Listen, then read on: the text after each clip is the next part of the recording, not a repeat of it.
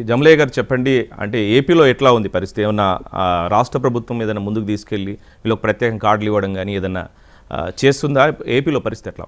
ఇప్పుడు ఆంధ్రప్రదేశ్ రాష్ట్రంలో ప్రతి రోజు, ప్రతి వారము, ప్రతి నెల, ప్రతి సంవత్సరం కౌలు రైతుల సంఖ్య పెరుగుతుంది. అన్ని పంటల్లో పెరుగుతుంది, అన్ని ప్రాంతాల్లో పెరుగుతూ ఉంది. కానీ ప్రభుత్వాల యొక్క నిర్లక్ష్యానికి గురవుతా ఉన్నారు. ఎందుకంటే నీటి వసతి ఉన్న ప్రాంతాల్లో ఎక్కువగా కౌలు వ్యవసాయం కొనసాగుతోంది. ప్రస్తుతం మేము నిర్వహించిన సర్వేలో కూడా అది అనంతపురం నుంచి, చిత్తూరు నుంచి ఇటు ఏజెన్సీ ప్రాంతాల వరకు, శ్రీకాకుళం వరకు కౌలు విధానం కొనసాగుతుంది. అంటే వరం చెప్పాలంటే ఆంధ్రప్రదేశ్లో వ్యవసాయం అంటే కౌలు వ్యవసాయమే, రైతులంటే కౌలు రైతులే. అంటే సొంత భూమి కలిగిన వాళ్ళు, మరొక 2-3 ఎకరాల భూమి సాగు చేసే వాళ్ళు, అసలు భూమి లేనటువంటి వ్యవసాయ కార్మికులకు ఉన్న వాళ్ళు, వివిధ ప్రాజెక్టుల కింద భూమి కోల్పోయి ఉపాధి లేని వాళ్ళందరూ కూడా కౌలు రైతులుగా మారుతున్నారు. మరి వీళ్ళందరి సంఖ్య రోజు రోజు పెరుగుతూనే ఉంది. సాగు కొన్ని పర్యావరణ పరిస్థితుల వల్ల, ప్రకృతి విపత్తుల వల్ల అక్కడక్కడ తగ్గినప్పటికీ భారీ స్థాయిలోనే పంటల సాగు అవుతా ఉన్నాయి. వాణిజ్య పంటలు, ఆహార పంటలు, ఉద్యానవన పంటలు, ఆక్వా అన్ని రంగాల్లో కూడా ఉన్నది. మరి ఇటువంటి కౌలు రైతుల్ని ప్రోత్సహించి వారికి రక్షణ, సంక్షేమానికి ప్రభుత్వాలు చర్యలు తీసుకోవాలి. ఆ విషయంలో ఎటువంటి చర్యలు తీసుకునే దాంట్లో ప్రభుత్వం ముందుకు రావటం లేదు. సంఖ్యరిచ్చి అంటామా, దాదాపు ప్రభుత్వం దగ్గర వాస్తవం చెప్పాలంటే డేటా లేదు, ఏ సంస్థ దగ్గర కూడా లేదు. 2016లో రాధాకృష్ణ కమిటీ అధ్యయనం మేరకు 32 లక్షల మంది ఉందంటారు. అందులో ఒక 8 లక్షల నుంచి 10 లక్షల వరకు భూమి లేని కౌలు రైతులు అంటారు. అసలు ప్రభుత్వం చాలా పెద్ద పెద్ద మాటలు చెప్తూ ఉంటుంది, కానీ డేటా సెంటర్ల గురించి, డేటా సమీకరించడంలో, కలెక్ట్ చేయడంలో వైఫల్యాలు స్పష్టంగా కనపడతా ఉన్నాయి. ఇప్పటి వరకు పరిపాలించిన ప్రభుత్వాల యొక్క పనితీరు మనం కనుక ఆలోచన చేస్తే. అందుకనే కౌలు రైతులు ఎవరో ప్రభుత్వానికి తెలుసు, పాలక వర్గాలకు తెలుసు, ప్రజా ప్రతినిధులు కూడా తెలుసు.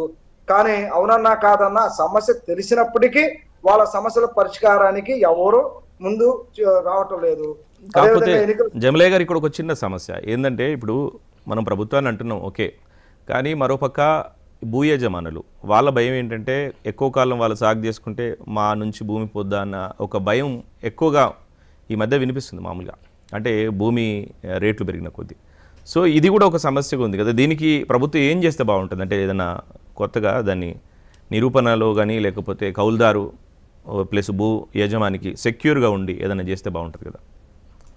1956లో వచ్చినటువంటి ఆంధ్ర ప్రాంత రక్షిత కౌలు రైతు చట్టంలో కానీ, 2011లో అప్పటి కాంగ్రెస్ ప్రభుత్వం తీసుకొచ్చినటువంటి చట్టంలో కానీ, 2019 పంట సాగుదారు హక్కుల చట్టంలో కూడా భూ యజమానికి పూర్తిగా రక్షణ కల్పిస్తూ చట్టం వచ్చింది. అంటే డిజైన్ చేసేటప్పుడే భూ యజమానికి నష్టం జరగకోకుండా, వాళ్ళ హక్కులకి భంగం కలగకోకుండానే చట్టాలు ఉన్నాయి.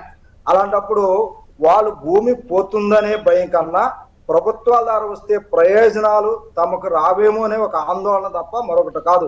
భూమి విలువ పెరగవచ్చు. ఆ చట్టాలు స్పష్టంగా చెప్పారు. ఏ కౌలు రైతు కూడా భూమి కాదని కానీ, కోర్టులోకి వెళ్ళటానికి కానీ, వాయిద్యం వేయటానికి కానీ ఏ ఇతర హక్కులు లేవు అని చట్టంలో స్పష్టంగా చెప్పుకున్నది. అయితే ఆ విషయాన్ని ప్రచారం చేయటంలో రాష్ట్ర ప్రభుత్వం ఘోరంగా విఫలమైంది. కానీ దానికన్నా ముఖ్యం అంటే భూ యజమానులు ఎవరో అమాయకులు కాదు, చదువు లేని వాళ్ళు కాదు, వాళ్ళు రకరకాలుగా వివిధ వర్గాల నుంచి వచ్చిన వాళ్ళే, అన్ని రంగాల్లో కాస్త తెలివితేటలు ఉన్న వాళ్ళే. కాకపోతే పంట రుణం తీసుకునే హక్కు కోల్పోతారు కౌలు రైతుకి ఇస్తే. అందుకని ఇప్పుడు 1 లక్ష రూపాయలు పంట రుణం తెచ్చుకొని 2 రూపాయలు వడ్డీకి ఇచ్చుకుంటున్నారు. సంవత్సరానికి 24,000 రూపాయలు ఆదాయం మిగులుతుంది. ఒకటి. రెండోది, ఇప్పుడు అన్నదాత సుఖీభావ పథకం కింద ప్రతి రైతు కుటుంబానికి 20,000 ఇస్తున్నారు. ఒకవేళ కౌలు రైతుకి ఇస్తే మాకు రాదేమోననే ఒక భయం తప్ప మరొకటి కాదు. రాష్ట్ర ప్రభుత్వం చెప్తుంది భూ యజమానికి ఇచ్చిన ఒక కౌలు రైతుకి ఇస్తానమని చెప్తుంది. అలాంటప్పుడు ఆందోళన చెందాల్సినటువంటి అవసరం ఏం లేదు. అంతేకాకుండా ఇన్పుట్ సబ్సిడీలు కానీ, పంటల బీమా పరిహారాలు వచ్చినప్పుడు కౌలు రైతుకి దక్కాల. కానీ అది మాకు ప్రభుత్వం ఇచ్చిన వరంగా భావిస్తూ వాళ్ళు లబ్ధి పొందుతున్నారు తప్ప మరొకటి కాదు. కాకపోతే భూమి పోతుందనే ఆందోళన కన్నా ప్రభుత్వాల వైపు నుంచి రావాల్సినటువంటి ప్రయోజనాలు మనకు దక్కకుండా పోతాయేమనే ఆలోచనే ఎక్కువగా మనకు కనపడుతూ ఉంది. ఏదో ఒక 10%, 5% మంది దగ్గర ఏదో ఆందోళన ఉండొచ్చు. ఆ ఆందోళన నివృత్తి చేయాల్సినటువంటి బాధ్యత రాష్ట్ర ప్రభుత్వం ఉంది. చట్టం చేసి మీరు ఉపయోగించుకోమంటే కుదరదు. ఆ చట్టాన్ని అమలు చేయడానికి కావాల్సినటువంటి యంత్రాంగం ఉండాలి.